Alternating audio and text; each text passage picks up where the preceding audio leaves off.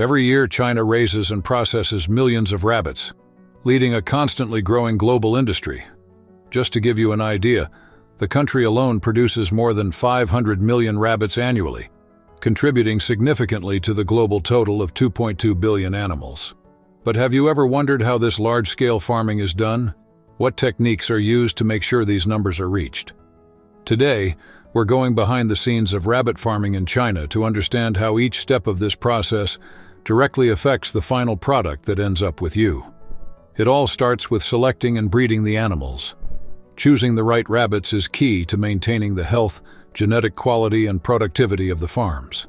At this stage, two main techniques stand out: natural mating, a traditional method still widely used, and artificial insemination, which is becoming more popular because it works so well. But what's the secret to this effectiveness?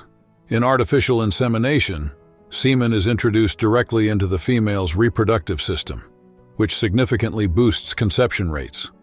By strategically combining both methods, farms make sure they get maximum productivity with consistent results. Every day, thousands of tiny rabbits are born on farms around the world. At birth, these little ones are extremely fragile, hairless, eyes closed, and fully dependent on their mother.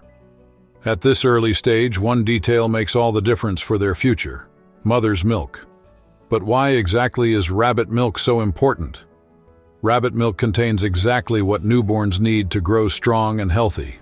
A balanced diet and precise feeding from the very beginning are essential for turning these defenseless babies into productive adult rabbits. But care doesn't end there. To ensure these animals have a healthy life and reach their full productive capacity, it's crucial to provide a proper diet at every stage of growth. This is where a key element of this journey comes in: pelleted feed. Have you ever stopped to think about how this feed is produced and why it's so important in rabbit farming? The process of making the feed is detailed and carefully planned by experts. Each step is based on science, aiming to guarantee nutritional quality, food safety, and economic efficiency. All of this leads to direct benefits for the rabbits' health, making it easier to manage them and directly contributing to the success of the farms. When we think of raising animals, especially rabbits, there are essential care practices that make all the difference. One of them is making sure the animals are protected against common diseases. That's when vaccination becomes really important. But how exactly can vaccination impact the health and productivity of rabbits? Vaccinating the animals isn't just a simple procedure. It's a preventive strategy that greatly lowers the chance of infectious diseases spreading around the farm. But that's not all. To truly ensure the animals' health, it's also necessary to keep the space they live in clean and safe. There are different methods to do this disinfection. Some use liquid products while others rely on fire sterilization. But is one method better than the other? Actually, each technique has its own specific role, and knowing when to use each one can make a big difference in preventing contamination. Another crucial point that you might not imagine is temperature control in the rabbit's housing. Have you ever thought that something as simple as temperature could directly affect the animal's health and even their productivity? Well, that's exactly what happens. In addition, there's a factor that sometimes goes unnoticed, but is also fundamental: nutrition. From selecting the right feed ingredients to daily health checks, every detail matters.